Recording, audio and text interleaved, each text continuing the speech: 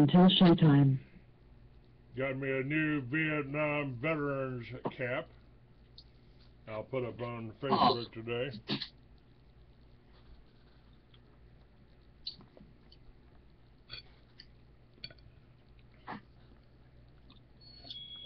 The veteran of a good corporate war. It was.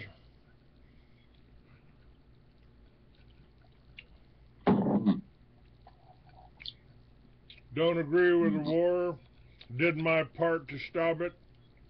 But God help you if you put down one of the Vietnam vets that did go over there. I hear you. Oh, thank you, sweetheart.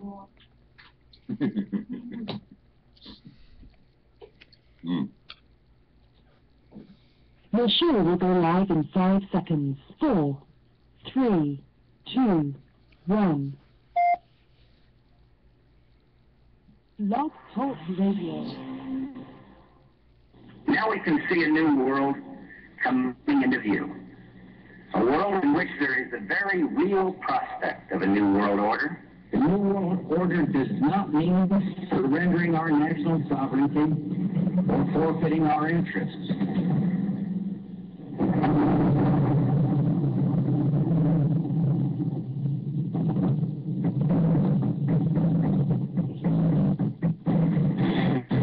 He took an oath to defend the Constitution of the United States of America. By some, he's been called controversial.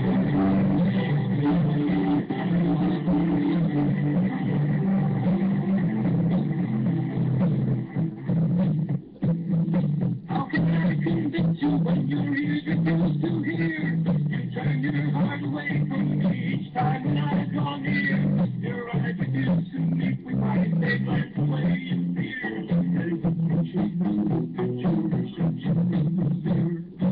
Now, keep in mind that some of my guests have been approached by Homeland Security or FBI saying, why are you going on the Clayton and Henry show? My message to those guys, if they're listening this morning, is go get a cup of coffee. Maybe you'll learn something. We both took the same oath, to defend the Constitution against all enemies, foreign and domestic. I don't recall there being an expiration date on that.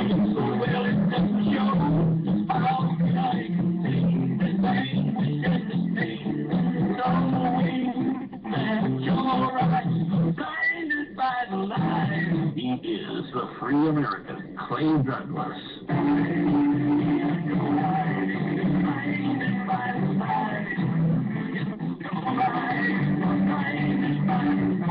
Catch the Free American weekdays at 7 a.m. Pacific, 10 a.m. Eastern.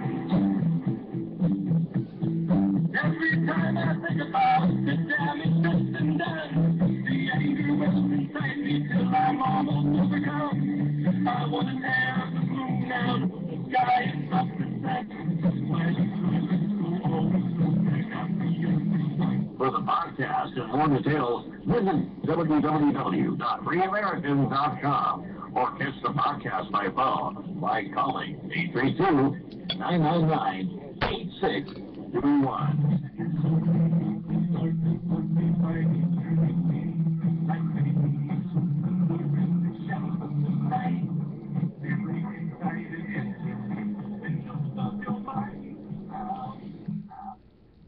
Good morning, ladies and gentlemen. Welcome to another edition of the Free American. 1 year older today, and finally earned that Free American 69 that you see on Facebook, YouTube, Skype. My guest today is Carl Swenssen. Hello, Carl. How are you? I'm so hunky doggone dory I can't stand it. Yeah, you already made me jealous this morning, talking about going down to the Keys and catching some Dorado. Mahi to you landlubbers. No, yeah, we call them dolphin. We're going to go catch some dolphin, and we ain't talking about flipper. No, did happen to see a flipper show yesterday. It took my lovely lady over to the Atlanta Aquarium, and they have a nice little show over there. And I'll tell you what, just watching those animals do their thing just brought tears to my eyes, because I grew up with those son of a guns, and it's a beautiful thing, an absolutely beautiful thing. They are. Yeah. Absolutely, and there's more than one intelligent species on this planet. Yeah. I'm beginning to wonder which one is more intelligent. Well, that's accurate too. Now, let me. You sent me something, and I would like to open up with that. I put it up on YouTube, and it's pretty interesting. Pretty interesting that. The way you've done it is just excellent. It's like watching the opening of Star Wars, and I want to share that with our audience. Once upon a time, in large cities everywhere, the mafia was the top criminal dog. They were organized, they began infiltrating local governments. We don't read about their activities anymore because they are now your government. This video reveals the method in which the new mafia runs America. Now, this you may not agree with this, but I call that new mafia the Khazarian mafia. Some people refer to it as the kosher mafia, but it really has nothing to do. You know, I went to a meeting of veterans, got my Vietnam veterans cap, which you can see in my YouTube and my Facebook, Free American 69.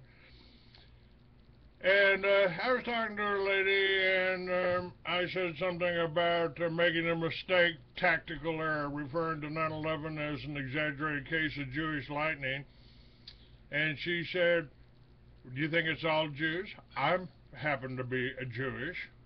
And I said, "No, ma'am, I do not believe it's all Jews are involved with the New World Order. I don't believe most Jews had anything to do with 9/11, but I do believe Larry Silverstein certainly had to do something to do with it. Bought it for released it for $500 million, insured it for a few billion, and blew it up 3 months later." Now, to go back onto your thing here you are. Some rather interesting information. I wanted to follow up on that this week, and I want to give you some paperwork in relation to that. This is speaking of the state of Georgia. Secretary of State, Exhibit A, Certificate of Reinstatement for the Clayton County Governmental Finance Corporation.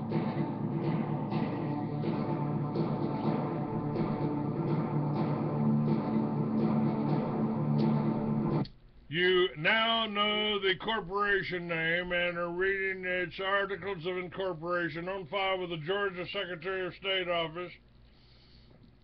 Pause if you have to, but read the words carefully.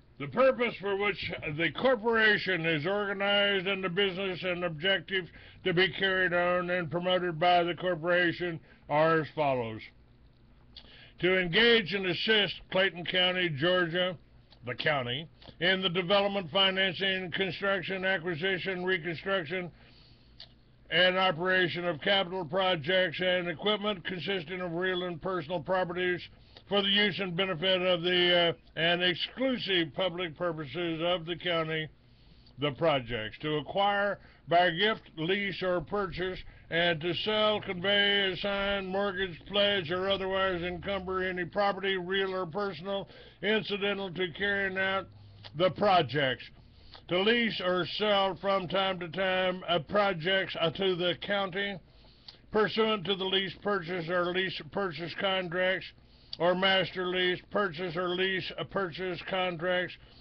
with or without purchase options, the agreements between the corporation, lessor, or the seller, and the county as lessee or purchaser, to assign to a bank, leasing company, and other financial institution or investors, or to a corporate fiduciary acting on behalf of such investors as assignees, all of the corporation's right, title, interest in and to any agreements other than the rights specifically reserved asunder.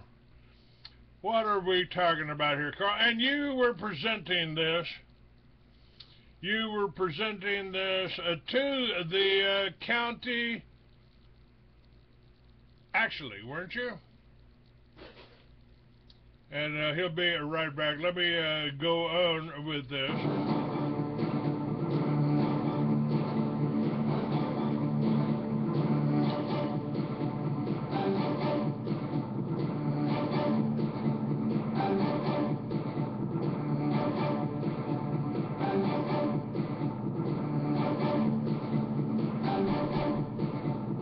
Notice how this non-profit corporation can buy and sell property, even leasing it back to the county. Its directors incur expenses that they get reimbursed for, not as elected officials, but rather as corporate citizens immune from any liabilities. And there is much more.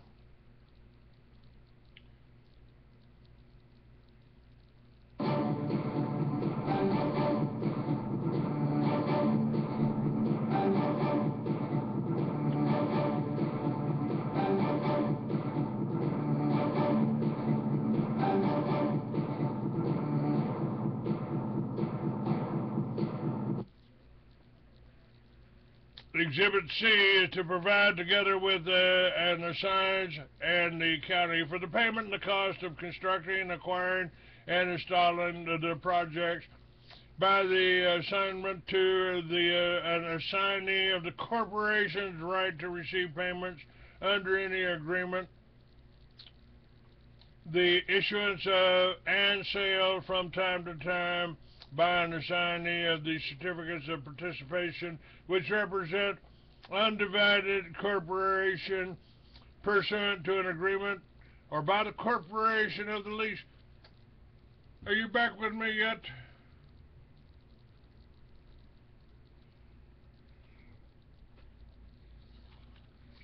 Yeah. Yes, sir. Okay. I guess he's not back with you yet. All right. I'll be right back here in a second. To deposit or cause to be deposited with an assignee certain sums of money from time to time to be credited, held, and applied in accordance with a trust agreement, assignment, represented, or other agreements, to carry on and engage in any other activity which the corporation may deem proper or convenient in proper or convenient in connection with the purposes herein restated. All right, Carl's back with me. This I don't know for sure, Carl. I haven't. I've got some problems here determining exactly what form of government we actually have here. But I pointed out when I volunteered for Vietnam, I went there I did that to go fight communism, but every plank on the Communist Manifesto was intact in America at that time. But what I'm reading here, what you've shared with us, what's up on my Facebook so people can read the whole thing, strikes me as being, they're talking about a fascist form of government here, aren't they? Or am I just misreading this? They absolutely are, Clayton, and that's the whole point of this. We do not have anything remotely similar to what we thought we had. Every time we elect somebody to office, they are immediately subverted and pulled into the fold of the corporation, and this proves it beyond a shadow of a doubt. That part of the Articles of Incorporation, which you may or may not have already gotten to, that states who the officers are, that pretty much nails it down as far as what you need to know, because it clearly states that as soon as one of the commissioners or the chairman is brought into office, takes his oath of office, he is immediately a member of the corporate board of officers, or board of directors rather. And as such, they are able to do what is stated in the purpose statement, basically negotiate with themselves.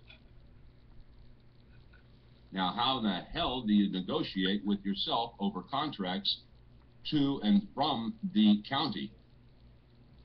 Well, you don't. The attorneys do. That's what this boils down to. It's all about the attorneys.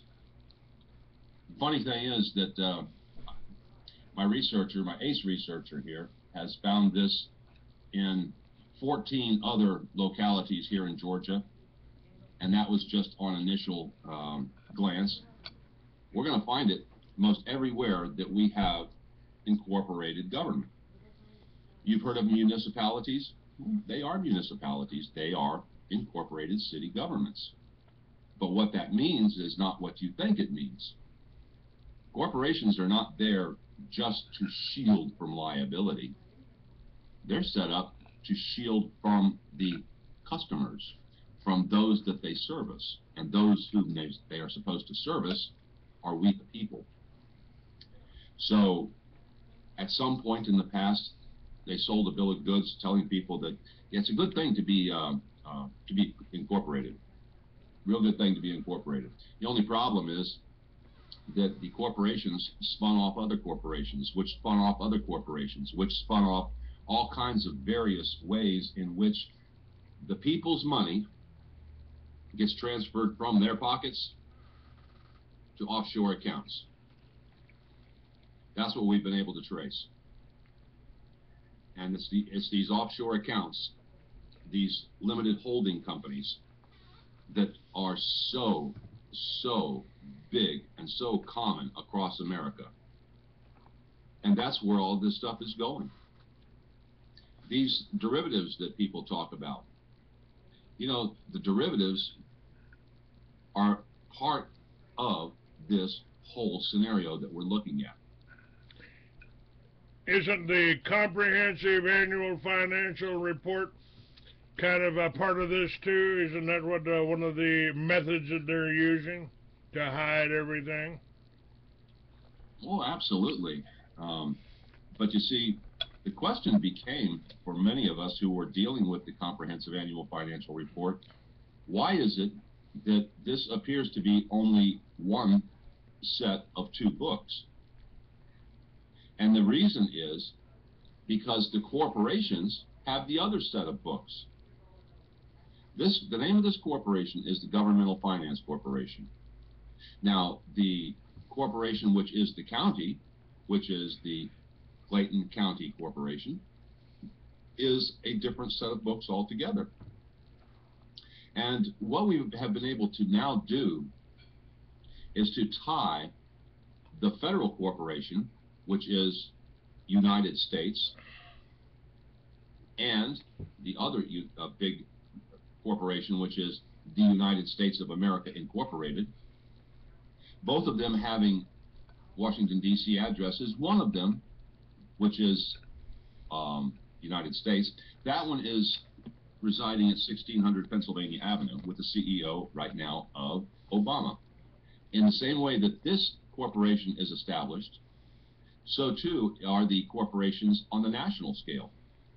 As soon as one comes into office, he is immediately spirited into the corporation. He never takes the office because he is a corporate president. And the other one, the United States of America Incorporated, that one resides at 1500 Pennsylvania Avenue.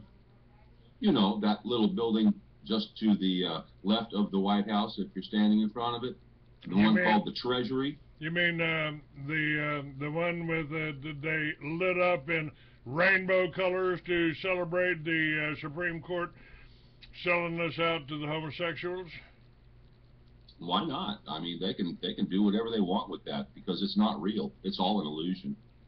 It's an illusion, just like the illusion that people have of how many gay people there are in this country. And if you ask the average individual, he'll say, oh, I don't know, 20, 30%. And the reality is, folks, that the same percentage exists now as has always existed through history, usually between 1 and 3%. So look what that 1 and 3% is able to do to the White House. You've got Obama, Sotoro, whatever his name is. You've got Michelle, Michael, whoever the heck he is. You've got everything, every ingredient that you could possibly want for the biggest soap opera that has ever been created in the world. But more importantly, it's a fraud. It's always been a fraud, and it will remain a fraud. It was officially a fraud whenever the Federal Reserve bought from the Vatican our debt. At that point in 1913, they bought all of our courts, they bought the important news outlets, and they have created this show for all of us ever since. And it is a show, folks. Let there be no doubt. They vacated the original courthouses and started making the new courthouses out of theaters. The theaters are so apropos because it's all an act. When you have an acting judge, that's exactly what he is. He's acting as a judge. We have no judges. The whole world's a stage, you know, and we're we're the actors in it. Well, we're the audience for it, I should say. Yeah, well, now that some of this stuff is starting to come to light, they're in a little bit of a pickle. Because when I first made light of this to the Clayton County Board of Commissioners, some of them, including the commissioner, feigned ignorance, like he didn't know what was going on.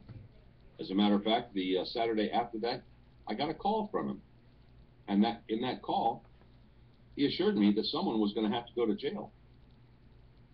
And then at the very next meeting, every one of those commissioners sat stone-faced and did not respond at all. No words, no expressions, no nothing. They were read the riot act by those that are controlling the corporations, and those that are controlling the corporations are the attorneys. Now whether I've got a this next clip here, I believe, is you speaking in the Clayton County. Let me play that for just a second.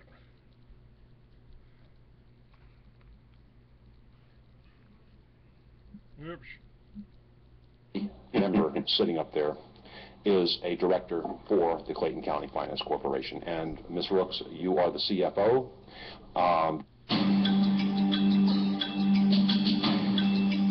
And you were speaking there. We've got the term of existence, the Exhibit D, the period of the duration of the corporation shall commence on the later of the date of filing the articles of incorporation with the Secretary of State or the effective date of the resolution of the county approving the formation of this corporation. And Article 5, that's Article 4. Article 5 is the powers. Let me let you take it from there. Yeah. Me or or what I'm saying on the show there. Okay. The powers that are vested in this corporation are basically limitless. They can buy, they can sell, they can move money around for the benefit of the projects, they call them, of the county. And they can move money in and out of banks. they can, oh, by the way, you've got to understand that this is a nonprofit organization, so they got to kind of zero the books at the end of the year. And a lot of times you have a problem zeroing books with nonprofits because truth be known, the nonprofits make more profit than regular companies do, by far. So they have to move money around. And since they can deal with the banks and deal with any other banking institutions, which include these limited liability holding companies, well, you know, in order to zero it out, they just take these funds and ship them overseas. That way they've got them protected from you and me, and nobody is the wiser until somebody comes along and uncovers this.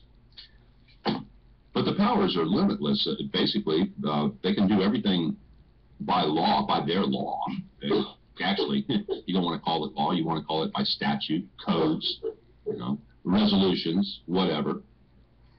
They do this across the board. We have a group here in Georgia called the Association of County Commissioners of Georgia. Within that group is a legal team. The legal team gets with all of the county attorneys and explains to them how to write resolutions, how to write tax law, and basically how to move money around. So, once again, it always comes back around to the attorneys. They go back to their given counties, and they do what Clayton County did. The county attorney went to re-up and they do it every year. They have to do the corporate re-signing, or they can sign it up for multiple years, whichever. And this, in Clayton County, it was the county attorney who was the agent of record. In the neighboring county, it wasn't the county attorney that did it. It was the commission chairman himself. He's the one who signs the check and gets this thing going. And they can draw money directly from the finance department of the Clayton County government. So they cross over, they commingle funds. They've been caught doing it time and again. And the question became, why are they not prosecuting for these crimes? Well, they're not prosecuting for the crimes because in the eyes of the DA and all of the other lawyers and attorneys around there, but they're not breaking any law. They're just doing what any corporation should do. They're moving funds around. And it's not their fault that the people are so dumb that they don't understand that this is how they're swindling us. They don't care about that because it's all done in their eyes legally. So the powers are unlimited, my friends. I'm not going to read that. That's in the you'll find it in the video, but you really should read that aspect. But the more important aspect is coming up. So if you want to continue along that vein, please do. All right. Let me take a look at that. Now, what I mentioned earlier, and let me just kind of go aside a little bit. You know, you said they're not really breaking any laws because they wrote the laws. I've got a friend of mine is Dr. Jake Wade. He runs the Timothy Bible College, and I gave him a hard time one time. I said, Jake, you know, I've been talking about the 501c3 corporations and how our churches are 501c3 corporations, and now I find out you're a 501c3 corporation. How can it be? How can that be? How can you do that? He says, because I wrote my 501c3, so I can talk about anything I want to. And the corporations, the state management didn't bother to read it, so you know, they don't have any control over me. And so I tried to learn. I try to learn from the best, and you know, I've told people that the IRS. I had a conversation with them many years ago. Told them they were crooks, and I wouldn't, I would see that I remained uncollectible. So the way I did that, I didn't take a salary. I just let my corporations pay for all of my expenses. And, and by the time the year was over, there wasn't any money left. So I never did make a profit off of any of those corporations. Many people do it that way. That's the name of the game, and that's the way it is for nonprofits. That's the way it is for limited liabilities. That's the way it is for these charities. I mean, all of them do the same thing. It's all about moving money around. Talk about the powers. The corporation shall have all powers under law which are necessary or convenient to carry out its purpose as described in Article 2 hereof.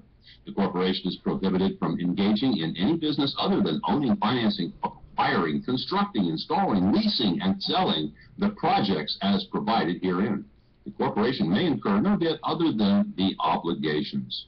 The corporation may not dispose of or encumber the projects except as provided in any agreement relating thereto. In other words, they can do whatever the hell they want. Because they may not dispose or encumber the projects except as provided in any agreement. That sounds like the fourth paragraph of the preface for Black's Law, which basically says you don't know the meaning of the words, and even if you think you do, you still don't know the meaning of the words. Only the attorneys know the meaning of the words.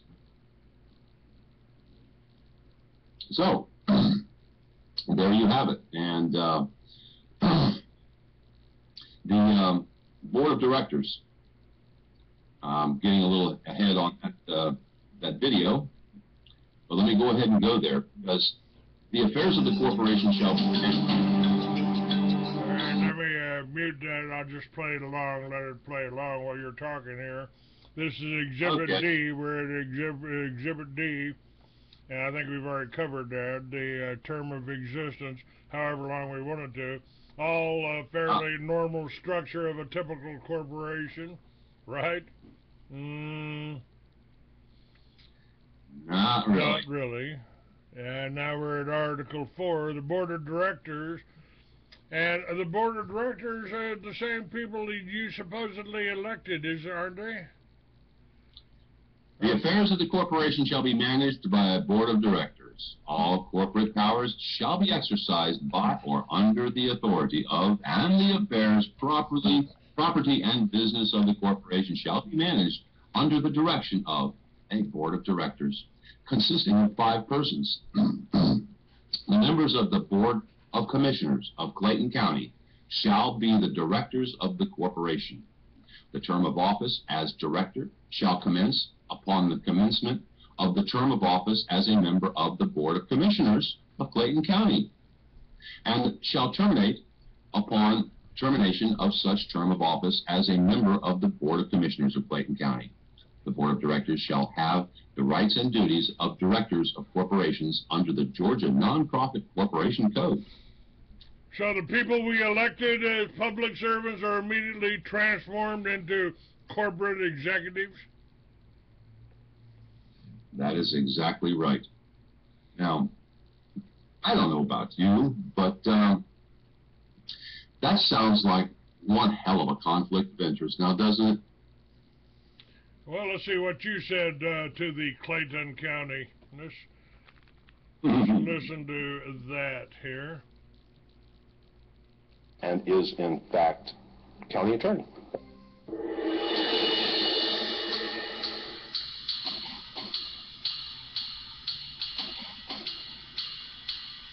That's Exhibit F on your video.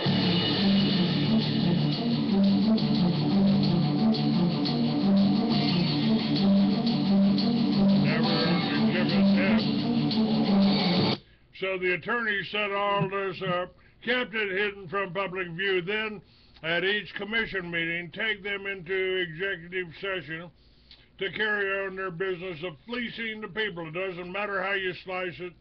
This is fraud upon the public. You thought you elected public service. What you got instead are corporate officers to take personal advantage of their positions. Yes, indeed. We've always known that there was corruption going on within the city and county governments. What we didn't know is exactly how in the heck they did this. Well, guess what, folks? This is how they do it. If nothing else, now I've got open records requests out there right now for the bank accounts and for the bylaws, which I still have not been able to get my hands on for this corporation. All of these things are right now what I will be receiving from them because they have no choice. They have to respond to that. They have to pay expenses. Now, expenses can pay for things like, oh, I don't know, the last trip they had to Australia, or maybe the trips they have to meet up with all of the other ACCG members down in Jekyll Island at the resort hotels down there. You'll always notice that whenever the expenses come for the hotels, that they never seem to find a Days Inn. They always seem to find the most expensive resort hotels that you can possibly come in contact with, and then run up their expenses there. Now, sometimes they're stupid enough to actually incorporate that in the county expenses. They get called on it, and then they immediately go into executive session, rearrange how the books are handled, and then lo and behold, the person has to reimburse the county for the expenses, only to be repaid by the other corporation.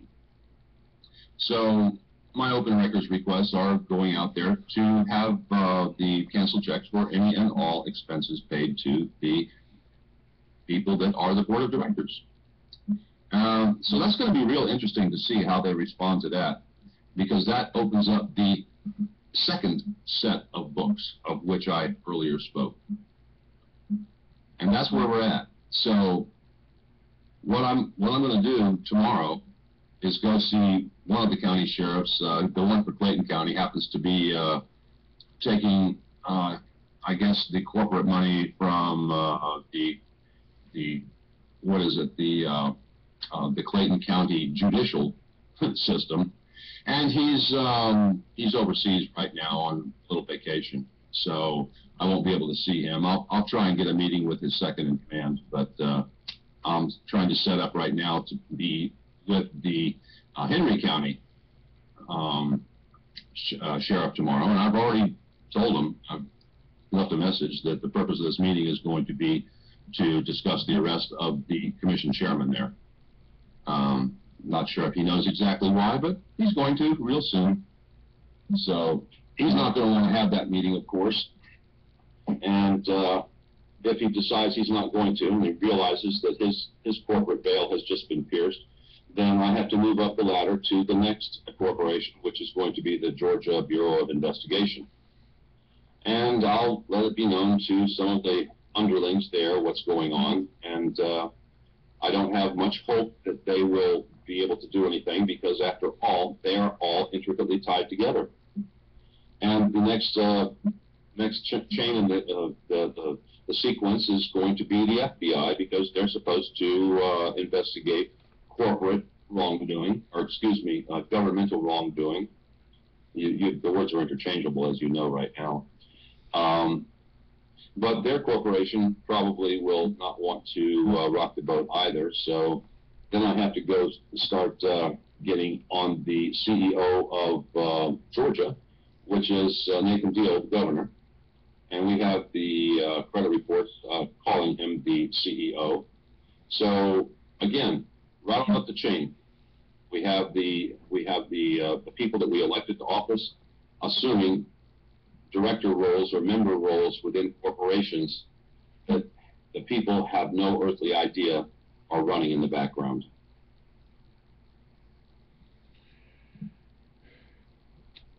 It's It's a hell of a racket, isn't it? I mean, this really is a criminal racket. And It is the Chicago Mafia on steroids like we had never, ever imagined. Clayton, haven't you ever wondered why we don't hear about the Mafia anymore in any criminal dealings?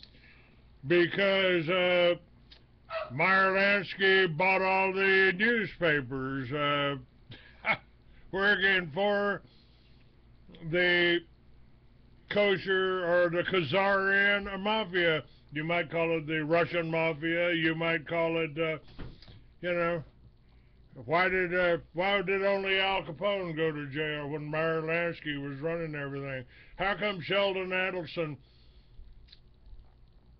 decides who gets to be president by giving them all the money to buy all of the advertising and all of the newspaper? I mean, we spent $1 billion trying to elect a president the last election. Where did that money go? Where did that money go? It went to all of the media companies who told us who they wanted us to vote for. Oh, yeah, yeah. And the corporation, by the way, has complete and absolute control over the elections of all of America, be it local, be it state, or be it national. So it doesn't matter who casts a vote. The only thing that matters is who counts the vote. And people didn't even think twice about it when states like Georgia told the populace that, oh, well, since we've got electronic counting machines, and in the interest of making sure that we get it right, we're going to ship the results overseas to have them counted and tabulated across the pond. Now, why would they want to do something as ludicrous as that if there was nothing to worry about? They have everything under control, my friends. Don't look behind the curtain. Just accept what they have to say and keep doing what you are enslaved to do. Work, provide your labor, and they will provide things for you. Things. You don't own anything. You don't own your property. You don't own your car. You don't own anything because it was all pledged as collateral for the loans that FDR got from the bankers in 1933. You know, Carl, that was exactly what I told the IRS agent that I let into my house. So I'm going to do something I've never done before. Come on in. See this house? I don't own it. See that truck out there? I don't own that. Those computers are mine, but that's tools of the trade. You can't have those. And his response, I said, and by the way, I'm never filing another income tax return. You want to put the cuffs on me, take me away now? No, I'm just going to rule you uncollectible.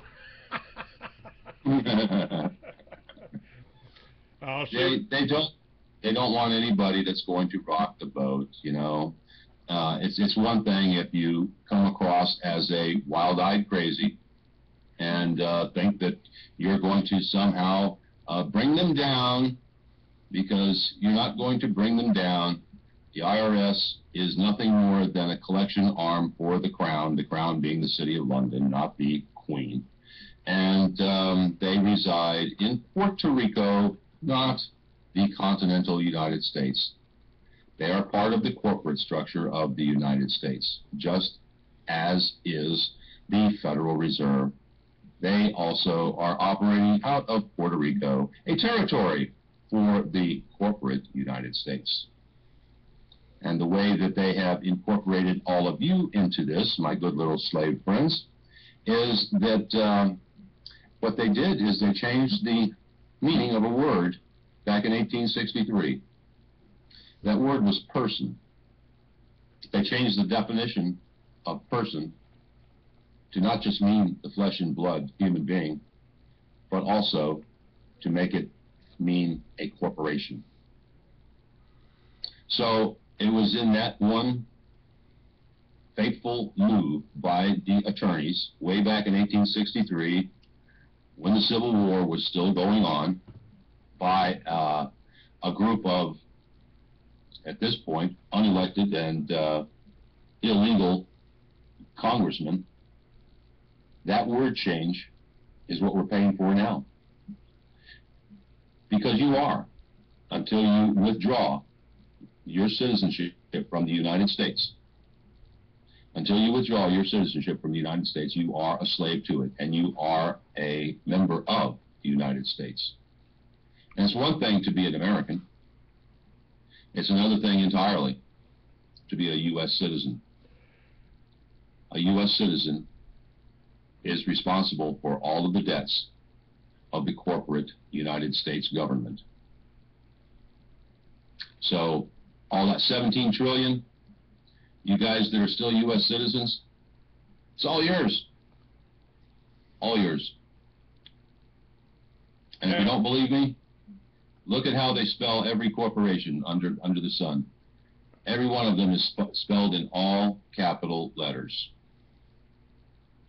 And furthermore, if you want to understand how they incorporated you, look at two items. First one is your driver's license. Look how they spell your name. All capital letters. Now go to your birth certificate, which is a negotiable instrument, by the way, and you'll see that your name is, once again, all capital letters. They take your physical body at that point in time and collateralize it. And the Vatican, of all people, takes your soul. How does the Vatican do that? Well, it has to do with that footprint. Before that little baby's before those feet ever touch the ground, they are imprinted on that piece of paper. That is your soul, and that is on file with the Vatican. They own your soul. Isn't it special how they've got this whole thing arranged? And this system has been in place for time immemorial. Gee. Matter of fact, tomorrow I think I'm going to do a whole thing on Confederate history, entitled Dispelling the Myths, starting with the War of 1861 to 1865. The myth is that it was fought over slavery. Terribly untrue. The North fought the war over money, plain and simple. When the South started secession, Lincoln was asked, "Why not let the South go in peace?" To which he replied, "I can't let them go. Who would pay for the government?" Sensing total financial ruin for the North, Lincoln waged war on the South. The South fought the war to repel Northern aggression and invasion. And today, I bring that up because I've been looking for a Confederate T-shirt. I've been looking for a Confederate flag. I can't find one, Carl. Now, does that mean that they're going to change the park up there in Arlington and over there in Atlanta to 5 flags over America?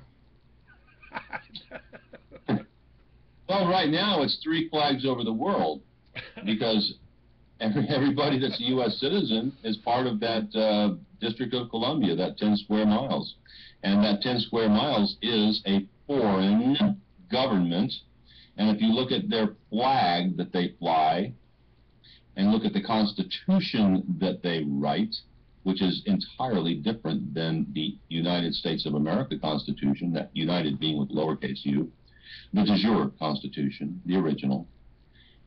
They have an entirely different Constitution there, and that's the one that you guys are working under, and you don't even know it. And the flag of the District of Columbia has 3 stars. Those 3 stars represent The Vatican. The 3 city-states. The Vatican, 3 city-states. the City of Oh, that's London, right. and Washington, D.C. That is correct. There's your New World Order. They've talked about getting us to it. We're already there. Well, again, I've said that, again, not exactly that, but I said there's no such thing as the New World Order.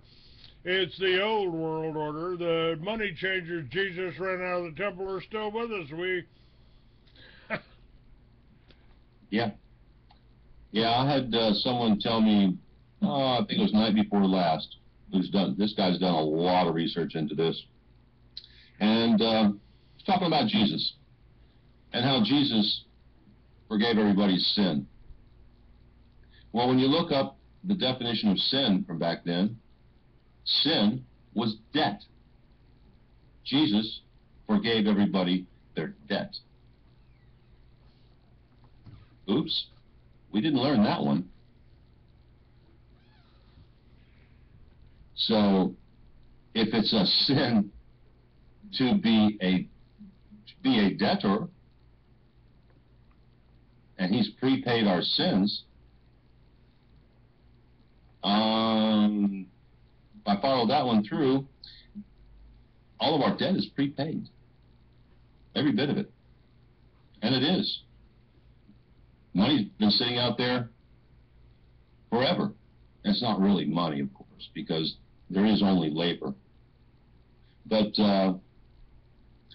what they call money has been out there in the form of gold, and it's been out there in the form of something called the syndicate trust. Each one of us is born with a dollar amount attached to his person. And that dollar amount is the syndicate trust. And they, the attorneys, the judges, those in these corporations, they use you as their money. Every time you go into court and you sign a legal document, every one of your signatures is worth $100,000 to the judge and to the lawyers, to the attorneys. They are able to recapitalize that, and that 100,000 becomes 10 million.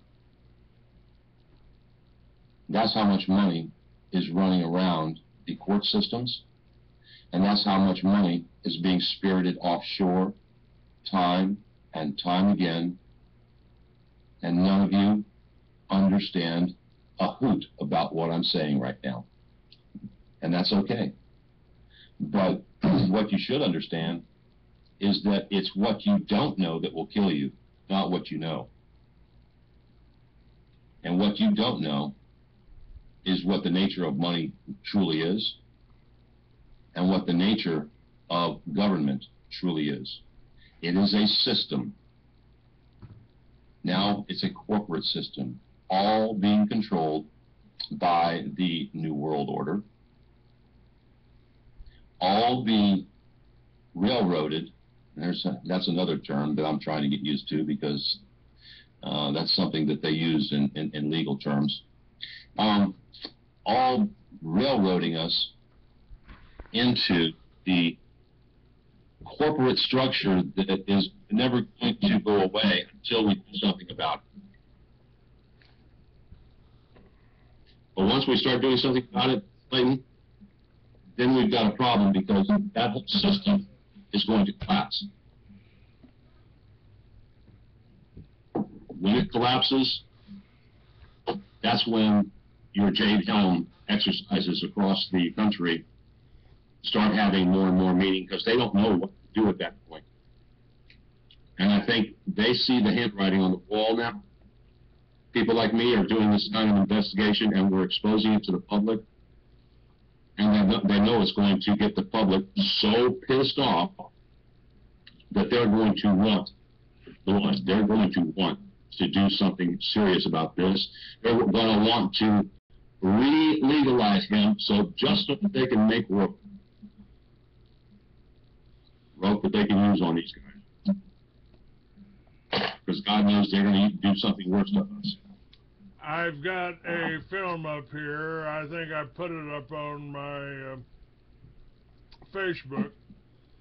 A DHS informant, and this is put out by Anonymous, who's done pretty good work. Says we are preparing for massive civil war. Let me play just a clip out of this. We won't do the whole thing.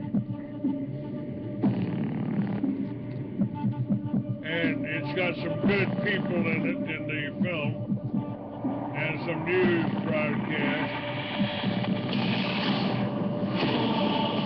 This is put out by Anonymous.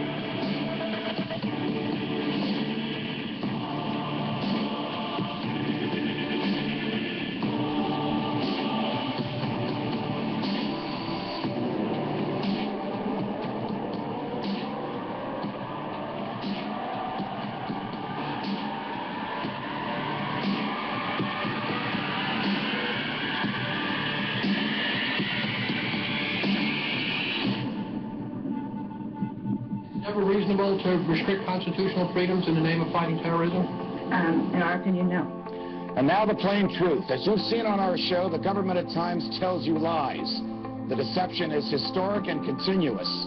The government needs to be exposed because it cannot be trusted to expose itself. We live in exciting and fearful times. Most of you today are not afraid of big crime or big business or big labor. Rather, most of us are most afraid of big government. All right, folks, there is a lot going on right now. Decisions being made that are unprecedented and will have an overreaching impact on what it means to live in the United States of America. Who could want a government that punishes people for speech, that lets its own agents write their own search warrants, that fights wars just to keep the military-industrial complex busy, that debases all you own by printing worthless money and putting it into the stream of commerce, that gives away more than half the tax dollars it collects, and that, despite express provisions in the Constitution to the contrary, permits the president to lock up whoever he wants and to throw away the key. The president saying he can secretly kill Americans and have bags put over our heads and have us thrown into black vans to disappear forever. Or look at the TSA and the airports groping people. Look at the drones in our skies. Look at arming checkpoints now, the end of posse comitatus. We see the president signing legislation to charge people with felonies if they protest at national security events. You know, people ask, is this martial law? Yes, we've been under a soft form of martial law with secret arrest, warrantless spying, protesters getting beaten up, all of these type of things going on for a long, long time. Now they're telling us torture is good, secret arrest of citizens is good, the government taking over infrastructure is good. They don't deny all this stuff that we warn people about forever being real now. Ron Wyden and Mark Udall of Colorado, two Democratic senators, came out today and said, hey, you know what? We know things you don't because we're on an intelligence committee, and Americans would be, quote, stunned to find out how the American government is applying the Patriot Act. Documents just released indicate police departments across the country do track cell phones without bothering to get any permission from a court. After reviewing 5,500 pages of records, the ACLU says police agencies, large and small, often obtain cell phone data without court permission. If the government wants it, it needs a search warrant. If it gets it without a search warrant, it has committed a crime. A crime. Obtaining a warrant can slow down that process. Oh, it's going to slow the process down if we have to ask for authorization. If there's a judge, can we search authorized dollar cell phone records to find a missing person? Call me. A cell phone warrant, it usually took me about 15 minutes. Once you've written one, you've written all of them. You know, warrants are in our Constitution. You need to get a warrant before you search or seize anything. But apparently the Constitution no longer applies. The ACLU saying in the report this has become big business for service providers. The practice is so common that cell phone companies have manuals for police. If my cell phone company is going to give up my information, I think they need to send me a note in the mail, say, we gave your information to a third party, because they always tell you, we're not going to give your information to a third party. But they also found training manuals, like one from the Iowa City Police Department that says, in quotes, do not mention to the public or the media the use of cell phone technology or equipment used to locate the target subject. All right, what do you think about that, sir? I mean, we are every one of these stories independently is bad enough, but when you put them all together, and the fact is, I've got another thing up here that says, following up on a recent story on A&P called "Commercial Camouflage." Converting shopping malls into FEMA camps with guard towers right in front of our faces. You saw one of these, didn't you, Carl? Sure did. I saw it in one of the shopping centers in Omaha, Nebraska. The guard tower was a portable guard tower, kind of like a deer stand. And they had that sitting in the middle of the parking lot for the people's protection, of course. Always for the people's protection. You know, Clayton, one of the things that was mentioned in that anonymous video was that these service companies are the ones that do all these things, providing the services for the government and allegedly for us. Well, you know something? They're right. Service companies are your police department. Service companies are your sheriff's department. They're all companies. They're all incorporated. And they are, in fact, all service companies. So you know something?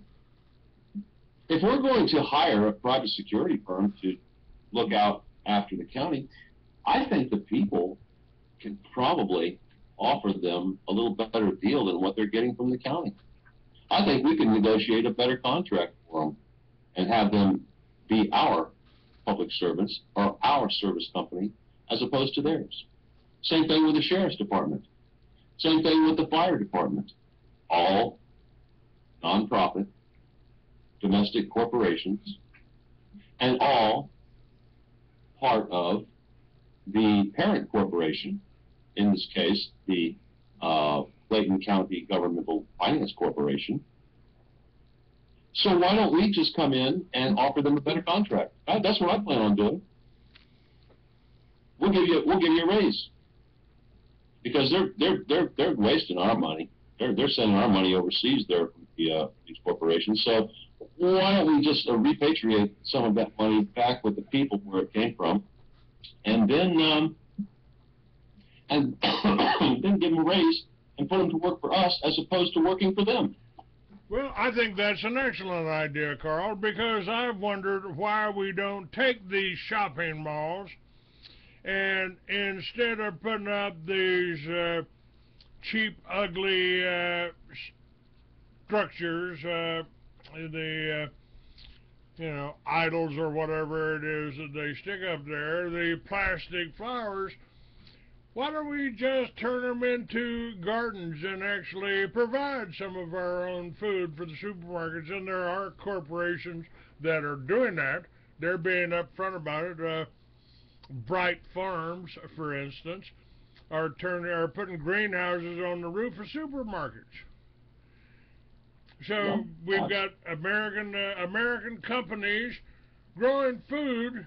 We don't have to import from Mexico. We don't have to pay Rockefeller for the gasoline to bring the products in from Mexico.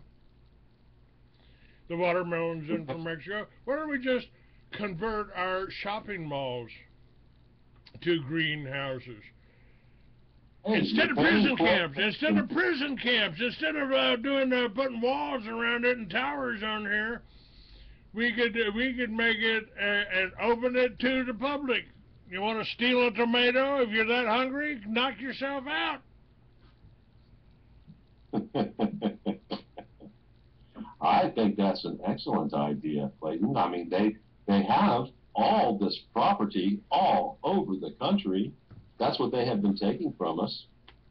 And if we converted that property into farmable space, then the criminals could be the guards for the farms, and we could try and steal our food from these farms and let them be the police.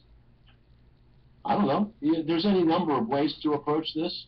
Most of them may sound far-fetched, but no more far-fetched than what we're dealing with right now. Well, I've said, Carl, that I plan on writing science fiction from now on, because my science fiction is more believable than my true stories. And all of the science fiction that has been written heretofore has a measure of truth built into it, and that is by design. It is not a self-fulfilling prophecy by any stretch of the imagination.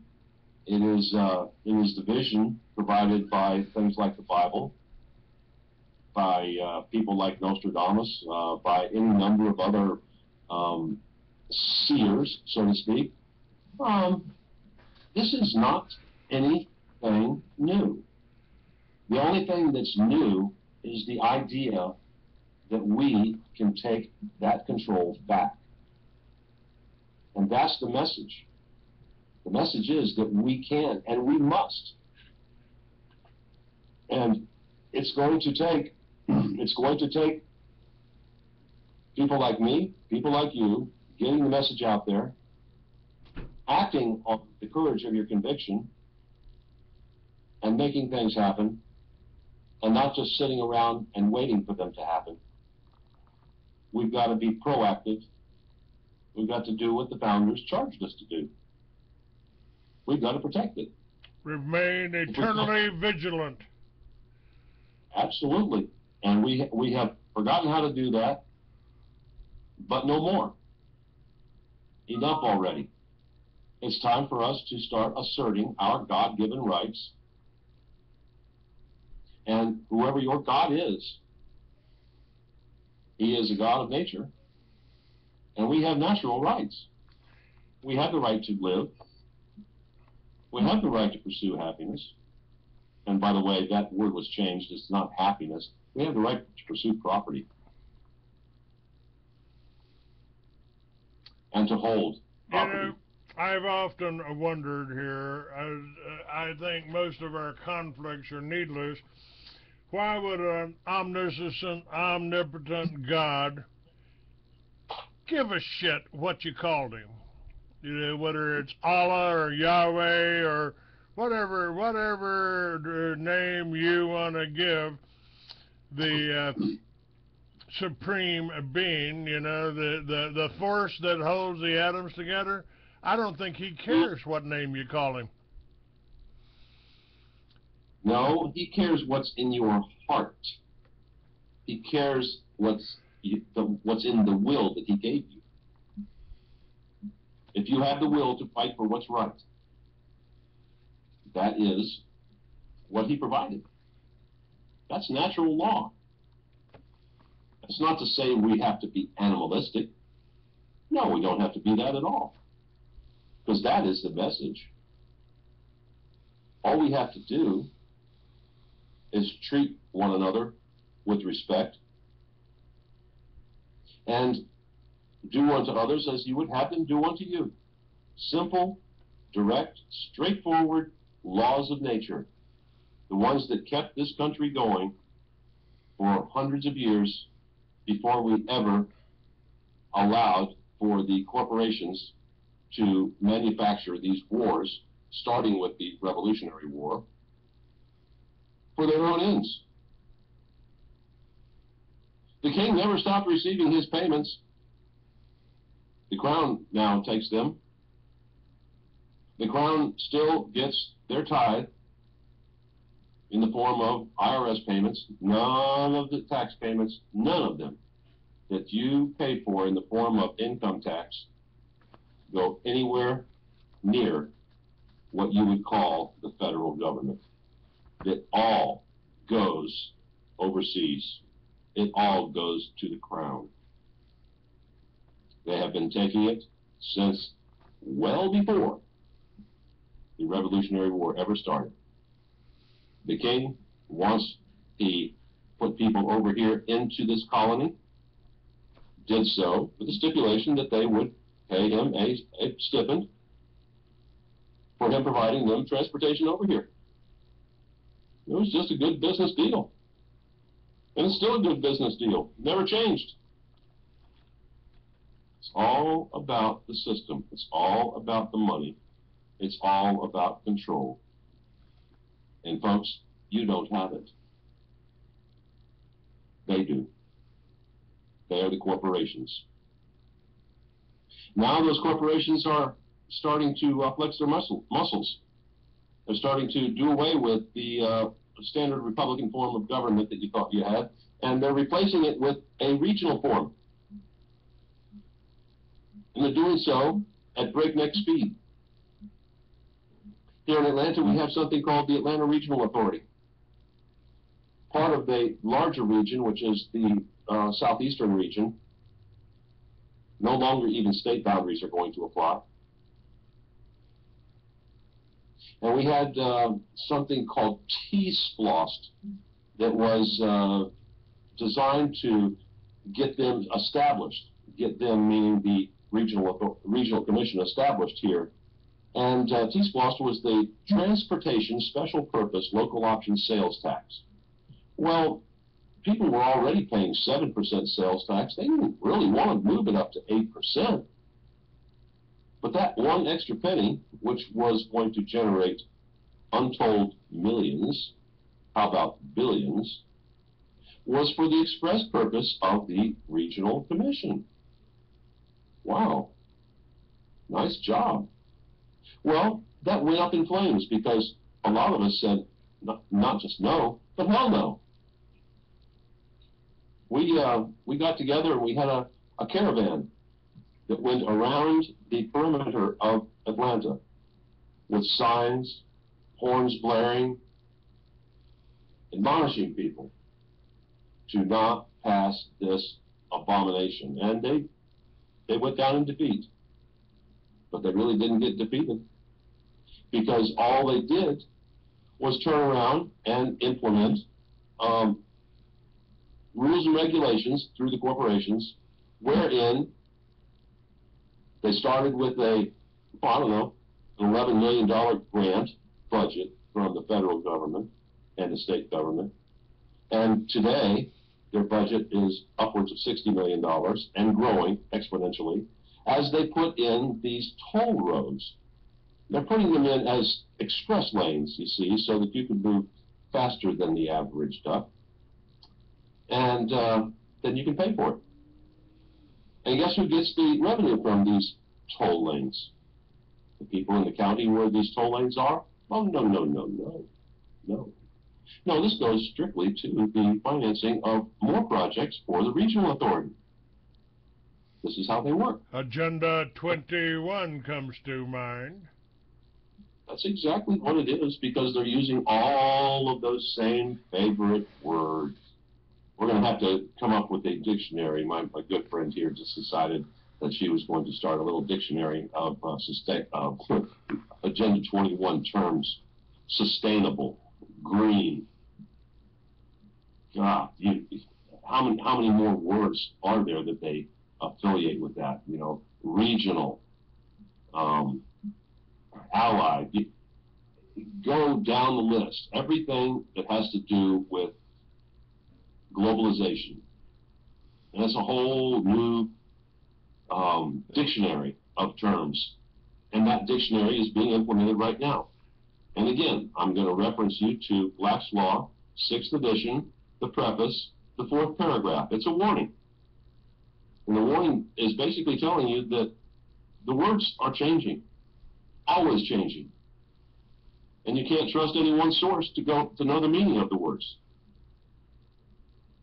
You're going to have to go to multiple sources in order to determine what it means in the particular jurisdiction that you're in. Because nothing is etched in stone. No words have solid meaning anymore. None. They have changed them all. I've said that's what they like to do. You know, that ain't a hunting rifle, that's an assault weapon now. Yeah. Let me play another little clip here. This is, again, from the... And he'll also advises not to put this stuff into the police report. So, doesn't that make you feel safe? Law enforcement is doing something that they know will probably cause public outrage and which they know raises legal questions. So their solution Not to stop doing it, no, of course not. Their solution is just to hide it from you. Unless they suspect me of a crime, the police do not need to follow me. That's why they need probable cause. And people say, what do you have to hide? I don't have anything to hide, but the police don't need to follow me if they have no reason to think that I'm in Al-Qaeda. And by the way, I'm not in Al-Qaeda. You know, it's just another sign of our ever-expanding surveillance state. One that's being sold to the people as a buffer against terrorism. But the truth is, it's being used by law enforcement all the time to track people that have nothing to do with a terrorism-related investigation.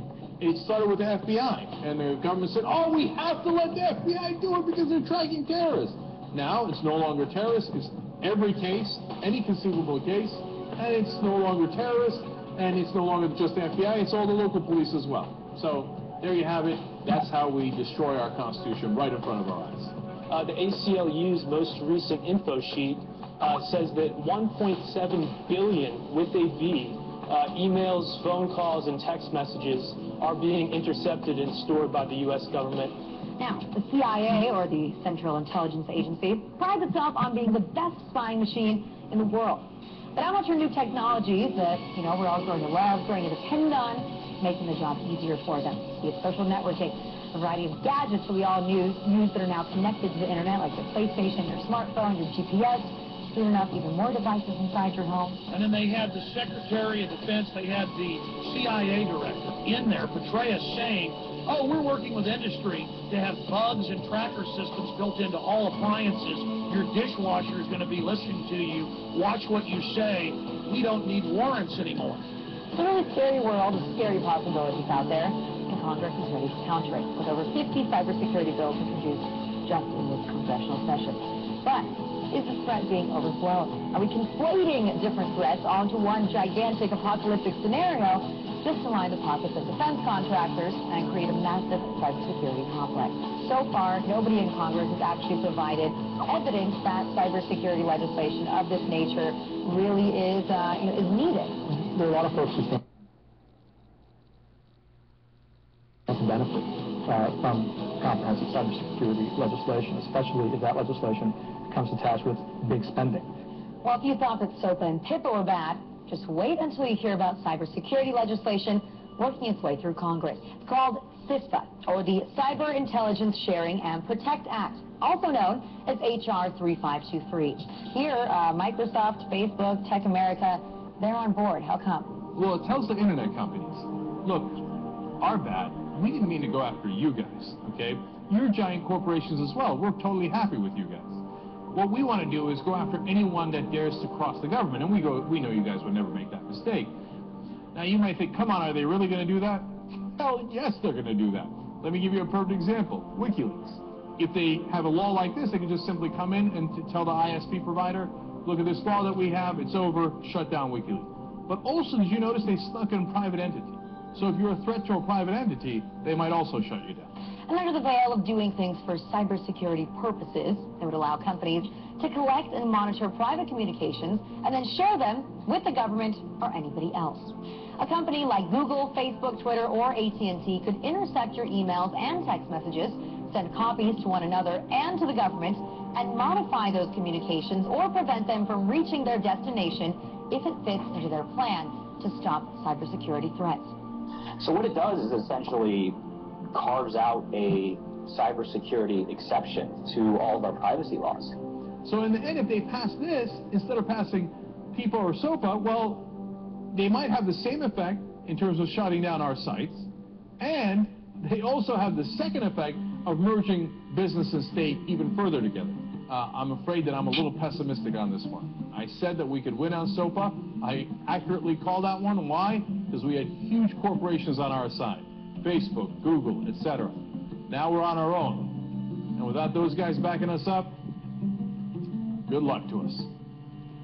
Starting Thursday, July 12th, ISPs, Internet Service Providers, will be spying, not just on your bandwidth, right, but specifically on what you are downloading. You are giving them an unfettered, unchecked right to cut off your service based upon the claims of copyright holders who have been shown time and time and time again to make false claims. And there's no recourse for you. Well, I think that online piracy is a red herring. these transnational content companies make more money than ever. Look at how much money is made from legitimate music downloads via iTunes. They're making a fortune, literally, billions of dollars every year in legal download revenue, and they're saying that they need to crack down on pirates, but really they want to crack down on internet communication itself. Talking Point Summer reports that Facebook has started to ask certain users to upload photos of their government-issued ID cards. That includes passports, driver's licenses, work or military IDs will also do. And these documents indicate that the Department of Homeland Security has been spying on us on Facebook, and they're looking for specific words. And some of the words that they're looking for on their profiles include marijuana, right? So I'll give you an example of some of the, I guess, words that set the alarms for the Department of Homeland Security. Drill, drill, exercise, airport. Exercise, okay. Well, what? Drill and exercise. You know, I just went and talked to, over the weekend, a fitness center. I told them I needed some exercise. You think DHS is coming after me? Hey, I feel bad for all the dentists out there. Drill? Yeah, we got drills here. Yeah, and everybody has to mention that. Are you going to drill on me? Yeah. Look, folks. Oh, wait a minute. Some of the other words here is drug, narcotics, cocaine, and marijuana. 50 million people across America will probably use the term marijuana. I won't be one of them. To get my veterans benefits, I had to give it up. Yeah, well, don't feel bad. They're not going to reach as many people as you think, because they've dumbed down America so much that I don't know that that 50 million can even spell marijuana. That's true. That's true. Yeah.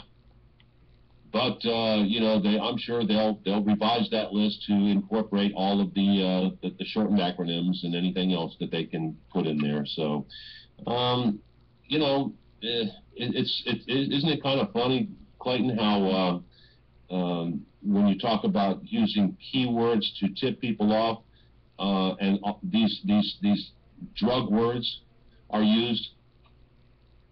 Gee, does that mean that the largest importer of illegal drugs into this country never uses those words? Like the CIA? Like the FBI? Like the local police down there along the borders? I guess they don't use those words. They use different words. Maybe we should be looking towards those different... They have code words. They have code words. Matter of fact, I saw that on some series, television series the other day. They don't use the term marijuana, or cocaine. They call it something else. They've got a different word. You know, maybe we should learn from the Indians and start speaking Indian. And start writing in Indian if we can. You know, the code breakers. They that would put them into a bit of a spin. Yeah, that's the ticket. Let's use those code words, the ones that they use. You know, I saw one of those ways, those methods of communication on a website here recently. I didn't understand it, but you know it's designed for a certain group of, or a class of people. When in the blog, it's an entire blog, and everybody within that blog, when they're writing, they do not use the letters I or J. They do not use the letters I or J.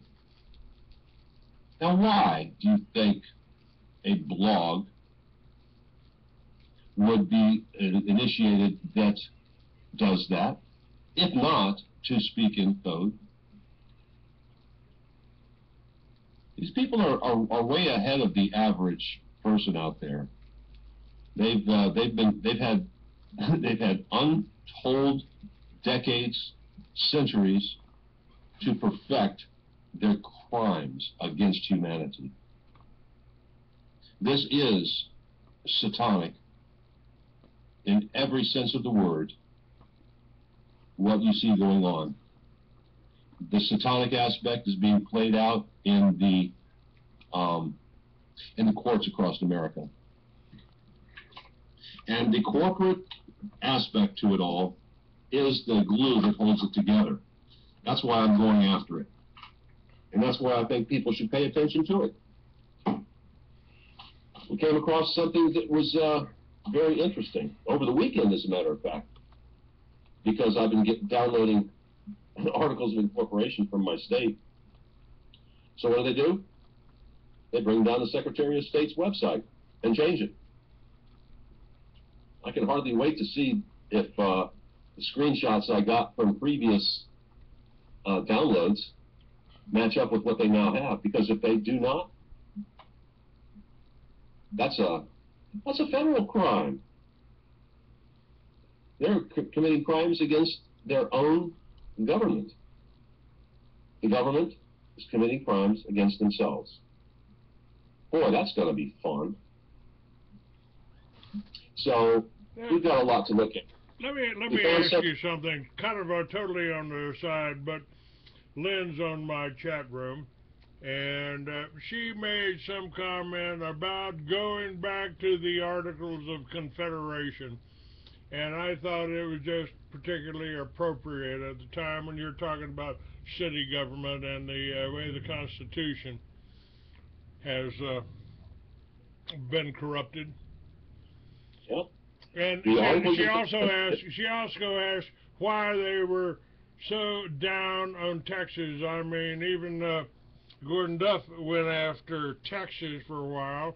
Texas has been listed on Jade Helms' hostile territories. Are they really that afraid that us Texans might take our republic back? Well, Texas has a unique place in history. They have the right to opt out anytime they want to, unlike the other states. And they, meaning the people in authority there, know full well that a large segment of the resistance down there is full aware of this little tidbit and has been trying for quite some time to do just that, to opt out.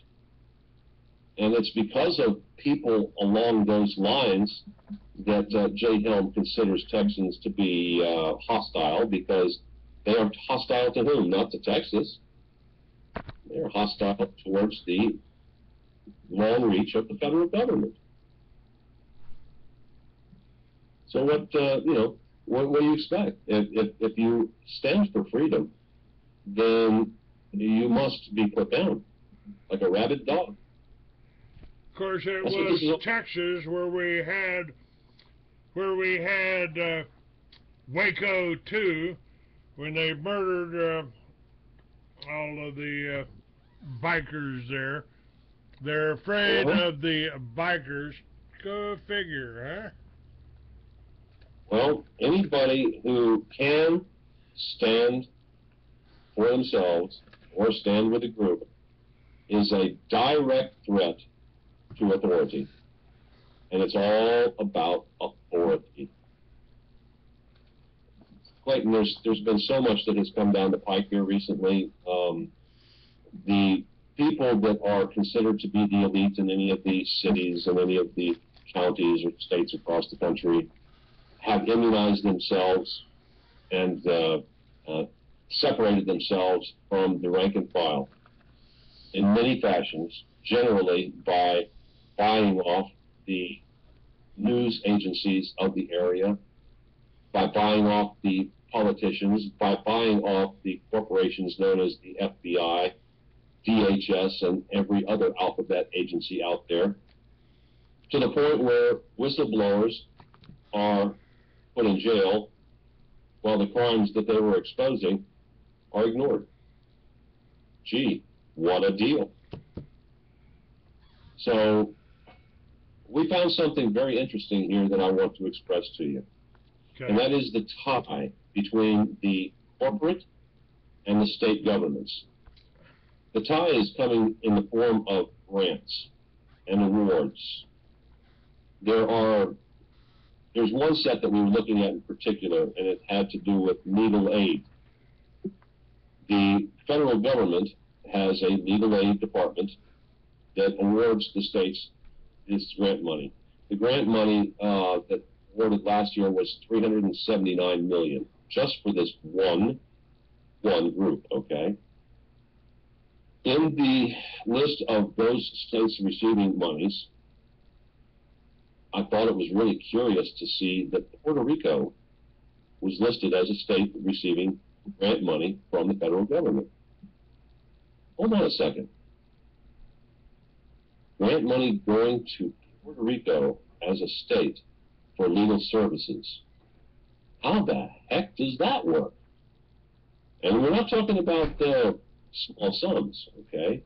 In the instance of my state, we're talking about 12 million. California got a little bit more because I guess they have more pot liquors out there. And Texas got a fair amount. DC itself got a fair amount. And the corporation that runs this whole little boondoggle, the legal services out of DC, reported, doggone it, a bit of a profit, so they had to invest it. And the investments, well, guess what? They're not in America, they're all overseas. So that's the way this works, folks. That's where your money's going. HRSA, family services, big bucks, billions of dollars being pumped into local communities everywhere from the federal government at the state level. And you can follow the trail. Right now I'm trying to follow it from where it came into my state to my local level. And we'll do that. That is if the Secretary of State hasn't completely eliminated the ability to do so now, because he got tired of me hammering him with their own facts. Yeah, let me ask you that. What is the result here? We've got clips here of you speaking. Let's see what you got to say here. It's important because these people don't have a clue. You're talking about the common man here, and how did Brother Dave Gardner put it? God must have loved the common man because he made so many of us. Yeah. About how this government is run. And this government is not being run by the people that they are electing to sit in these chairs up here. They are being run by the corporations. They are being run by the people in the background that are running all of these other corporations, of which there are many. Now, what do they got? And you mentioned Jeff Turner, CEO, elected to be chairman of the board by the commissioners. That's in Georgia.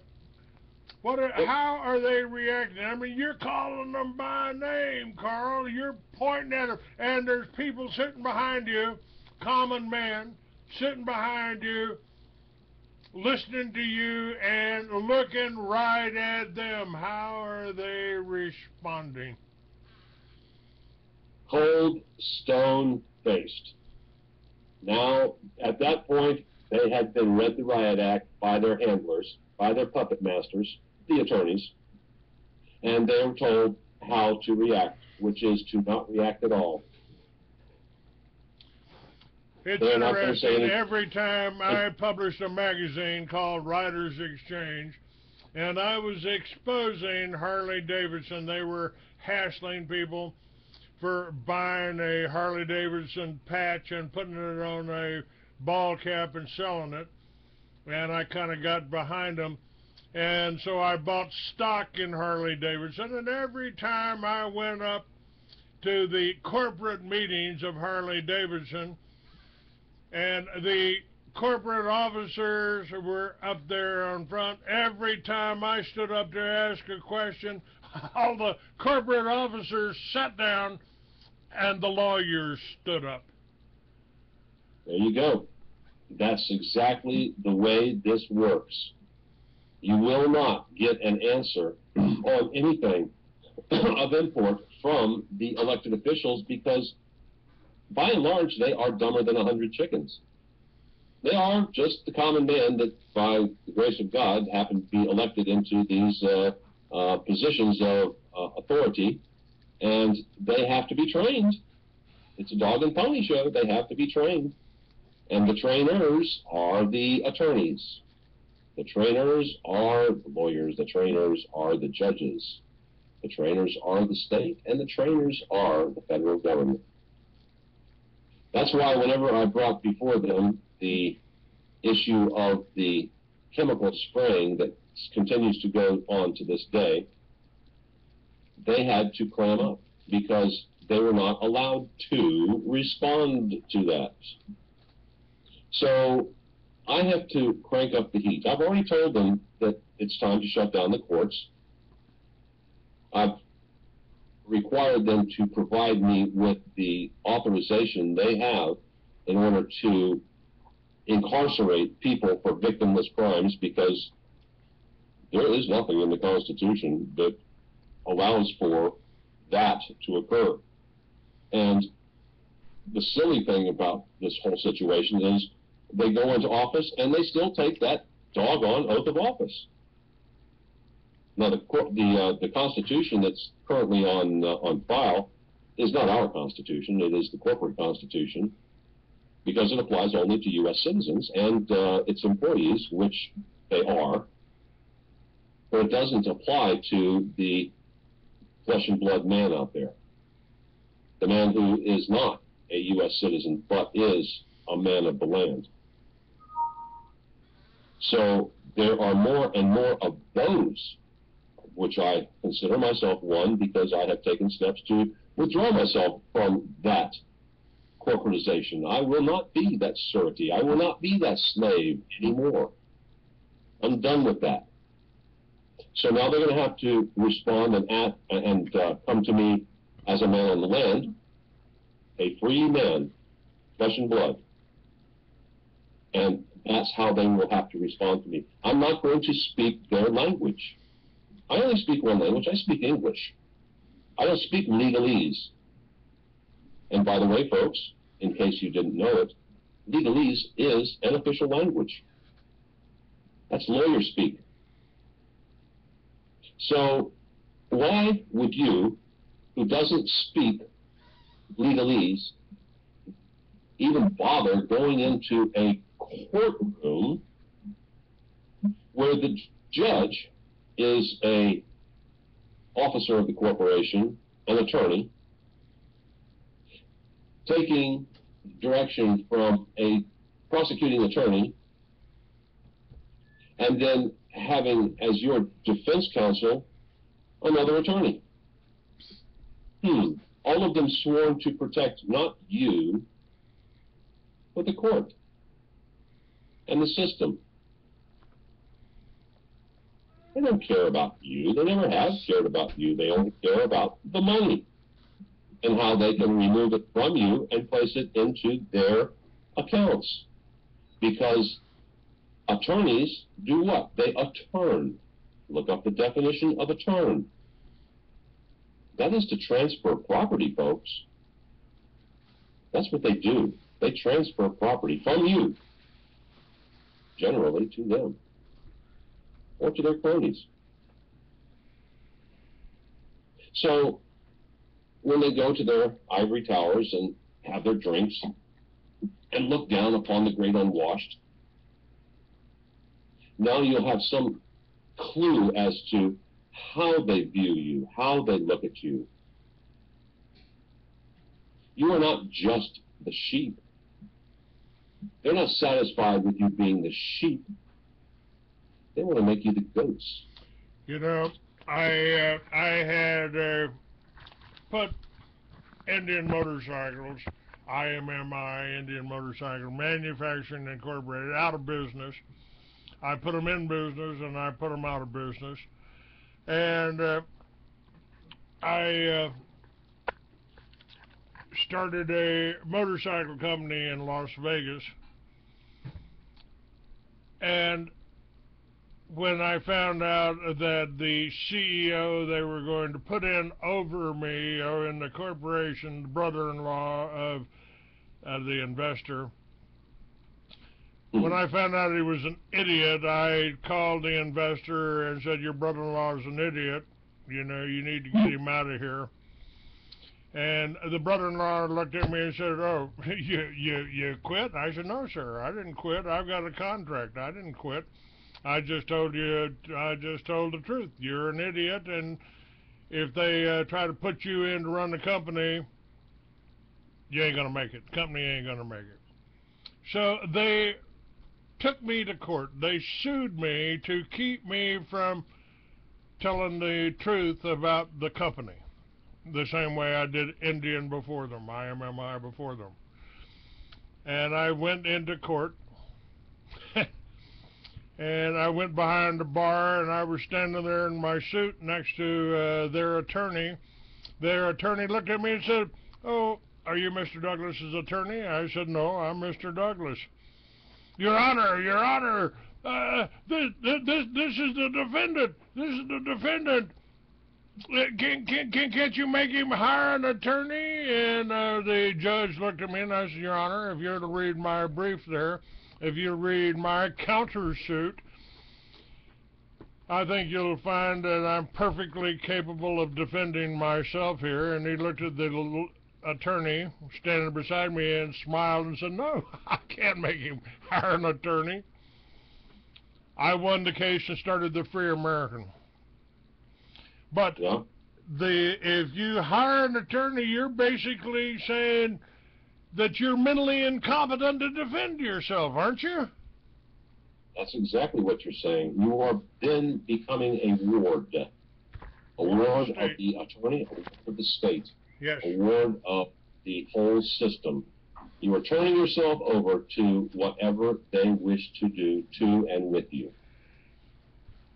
So, no matter what, if you allow yourself to be represented, and what is that? Represented?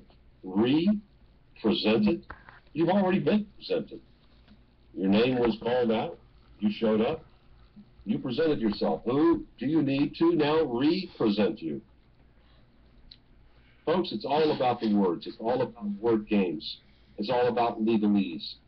You don't speak their language, and you know something? You don't have to. I'd also like to point out something that you said. You know, if you go to court, and I went to court, and I got time, they offered me a deal. Well, you could go for the jury and get 99 years, or you could take this deal and get 7 years, or we can get you 7 years. The attorney that did that to me, they made him president of the Bar Association of Tarrant County in Texas. And it was for a victimless crime. Now, I wrote some books doing time there that will probably be released later this year. After I updated enough, I have to make enough changes because my offices and my novel there contained IBM Selectric typewriters because computers hadn't been invented when I wrote the book. So I got to bring it up to date a little bit. But this claim that computers had been invented, you just didn't know about it. That's right. I didn't find out about that till about a year or so after that in California when I went to some meeting with IBM executives. Mm-hmm. Oh, yeah. You know, all this stuff is been released to the public in a controlled fashion for a reason. Talk to me about the whole idea of victimless crimes. How can the #1 cash crop in America suddenly be made illegal? Suddenly be removed? It's like saying, oh, you can't grow cotton anymore, you know, you're making too much money off of cotton. And how can they put us with a Constitution to protect us? How can they put us into prison for a plant that God gave us? Well, that's an easy question, because The reason that they do that is because illegally that same crop is worth more to the government than it is legally. And when I told you before that none of your tax dollars go to the federal government to fund it, the next question that people should be asking is, well, where do they get their money from? Folks, they get it from these Sestakay trust funds that you have, where your sins have been paid for, your debt has been paid for. They tap into that. And also, they have this never-ending stream of cash through the government drug cartels that are bringing this stuff into the country. There's no war on drugs. There's a war on you. Why? Because it's profitable. This is a military-industrial complex. You, as a U.S. citizen, are part of that military-industrial complex. And you are subject to the whims and wills and wishes of the attorneys of the Vatican, of the Crown, of Washington, D.C. You are a ward of the state, incompetent to stand, incompetent to think, but not incapable of providing labor. So that's what you're here for, is to provide the labor. It's nothing changed for 150,000 years, did it? I mean, they needed those gold miners back in South Africa 150,000 years ago. You know, the question becomes, Clayton, who needed the gold miners? Was it people here on Earth? Or was it another form of intelligence that was mining gold here on this planet? Well, I don't believe it was just, now, doesn't mean I don't believe there's extraterrestrials. I do. I believe there are other races out there. The universe is too big, the galaxy is too big. There's got to be somebody in different ships. You know, maybe on another planet they were descended from those dolphins, you know, that have an intelligence. But I also believe 150,000 years ago, it was us, it was our ancestors that were flying around in the UFOs, the spaceships, Earth ships, that created a civilization that went all the way around the globe, and they were building, building systems that we still can't use and can't duplicate today. I don't believe they were extraterrestrials at all. I believe it was us. I believe that there were some of us that had our DNA manipulated to the point that we could read minds, or we could levitate, or we could do all those things that you call science fiction today. Don't believe we had to be extraterrestrials at all. And there might have been some the people, maybe I think there's two races of people on the Earth. One that has space flight, one that doesn't. And that could be those black miners that they used in South Africa. Hard to say. We don't have the history on that because they kept that history from us by necessity. So until that is opened up for us to peruse, we will never really know the answer to that, unless, of course, we have some sort of quirk of fate wherein the locks that have been put on our DNA suddenly become unlocked, and we are able to tap into those other sections of the brain heretofore unusable. And that's what I think has been going on in these experiments that have been going on within the government. They have been able to unlock those areas of the brain that heretofore have not been able to be tapped. So we can think about all kinds wonderful ways to create energy or to manufacture the ability to harness energy is probably the better term. And every time someone who has inadvertently come across one such example or one such invention, that person generally meets with a mysterious death or is bought off and is never heard from again, probably because they bought him off and then killed him. But, you know, bottom line is we have a system, and the system is designed to control the labor of the people, and the labor of the people is all that they have to work with.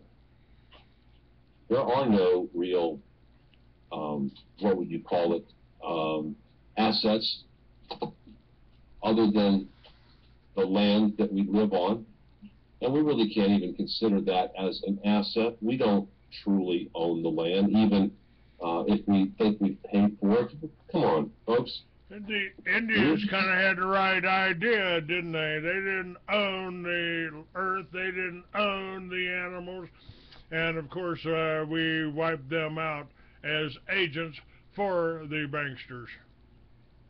That is correct. You can't control people unless you can control how they live and breathe in society.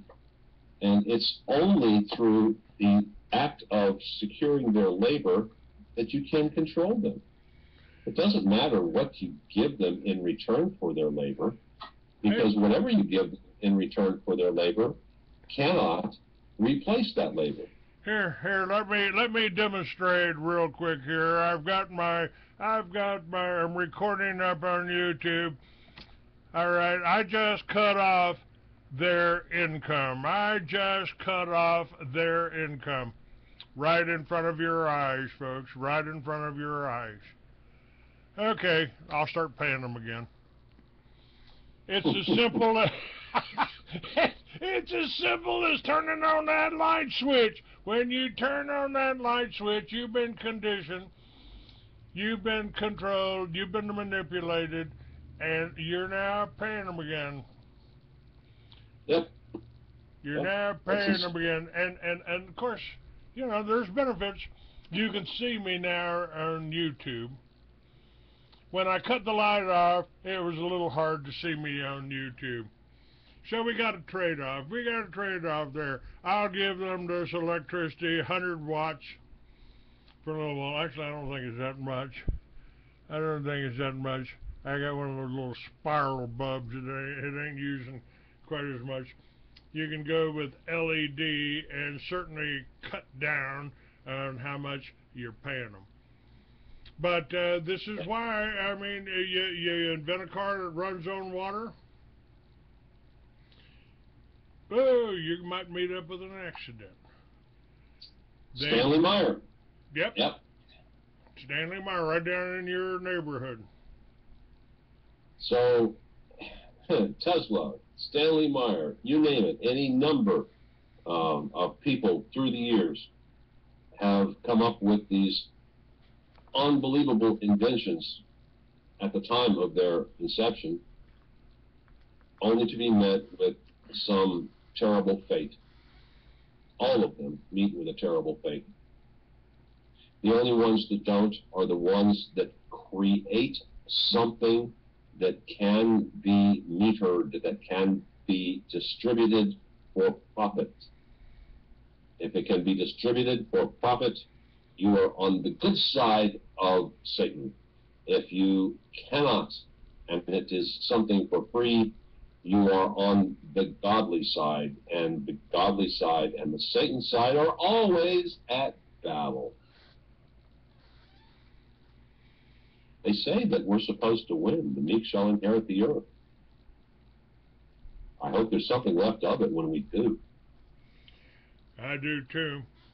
You know, it's you know, I've asked myself and my audience, you know, who profits off of nuclear war? Who profits off of making those atomic weapons? We got 1,000 of them sitting up there in Albuquerque at Kirtland Air Force Base under the mountain there. Who profits? Why did we buy who did we buy them from? We buy them from ourselves. Look, have you heard of a guy by the name of John Hutchison? Yeah, I have. Okay. He has a claim out there that he was able to demonstrate wherein the nuclear residue after an atomic bomb can be wiped clean. He had the instrumentation in place down in the Gulf just after they started spraying all that damn Corexit all over the ocean and killing the ocean down there. He had the tool that would allow that stuff to sink harmlessly to the bottom and not interfere with the ecosystem from that day forward. But, you know, that's just not what the plan was for the Gulf. You see, folks, food, just like in the Civil War, the southern states were the agrarian states. They produced the food. That's why they could not be allowed to secede from the North, because the North, they did all kinds of manufacturing, but they didn't produce the food. Too damn cold up there. Well, you got to control the food, so... Anytime, I have told people for the last 20 years, anytime a communist or fascist, totalitarian regime takes over, they go after 3 classes of people in order. The farmers and ranchers first, because they don't want you being able to feed yourself. And that's what happened in the Gulf. That airborne laser, and I was there while they were developing. They bragged to me at White Sands Missile Range, we can hit the O in God on a dime, Clay, in the hands of a running man at 50 miles. Don't think there's much of a hand left if they did that, but they bragged about it. They bragged about it. And that's exactly what hit that platform, the oil platform in the Gulf, and that was an attack on our food supply. How far off am I, Carl? You're not, of course not. You're going to be accused of being a conspiracy theorist because, you know, that was just an act of God that caused that to happen. Sure, sure. Look, let me just say this to you right now, folks. If you know anything about a Faraday cage, I would suggest you get one and you get a computer or anything that's special to you concerning a computer. You enclose it in a Faraday cage, enclose it in some steel, and maybe put another Faraday cage over the top of the steel and ground the son of a gun, because that's the only way your electronics is going to survive what is about to happen, because across America they are deploying EMP, portable EMP devices. They tell you that it's going to come from above. A nuclear explosion about 20 miles above the atmosphere will create this EMP that wipes out everybody's electronics and brings us back to the Stone Age. Well, guess what? They can do it selectively now. These EMP devices can be directional. They can hit a city, they can hit a county, they can hit a state, or they can hit an office building or your home. You'll never know what hit you. All you'll know is that you no longer have any working electronics. So let me suggest to you, for the sake of history, for the sake of posterity, for the sake of your progeny, understand and help to secure that which is our history by getting a Faraday cage for sensitive electronics. One of those pieces of sensitive electronics that I'm going to suggest you get is a computer chip for your vehicle, and know where it goes, because that's the first thing that they're going to go after is your vehicle. So that computer chip is going to be fried. Might be a good idea to have a spare on hand, my friends. And I will leave you with that one. I agree with that. I've talked about the EMPs. I've talked about what it can do. Since the government's warning you about it, it's obvious that it's something to, you got something to look forward to here, folks. And the Faraday cage is not that hard to build, is it?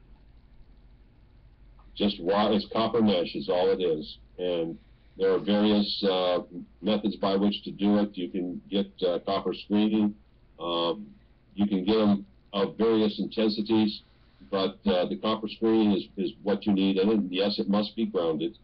Okay, but once it's grounded, anything underneath it or inside of it, if you in case at 360 degrees, is going to be protected from these EMP pulses. Personally, I'm one for overprotection. I would put the Faraday cage over the devices I want to protect, ground that. Then I would put a steel enclosure over that, ground that, and one more Faraday cage insulated from the steel over the whole 9 yards, all of it being grounded. That is the only method by which I can say your stuff will be safe.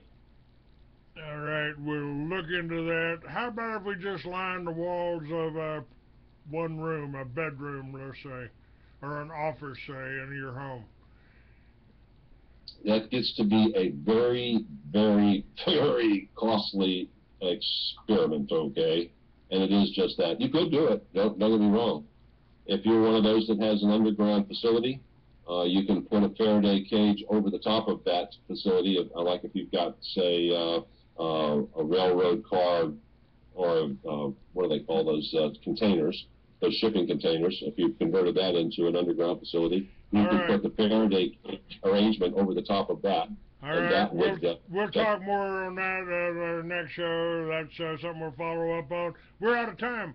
Thank you, Carl Swenssen. Appreciate you being on. Enjoyed it as always, Clayton, and I hope people understand the message that I'm trying to deliver here today. You do not have a government, you have a corporation.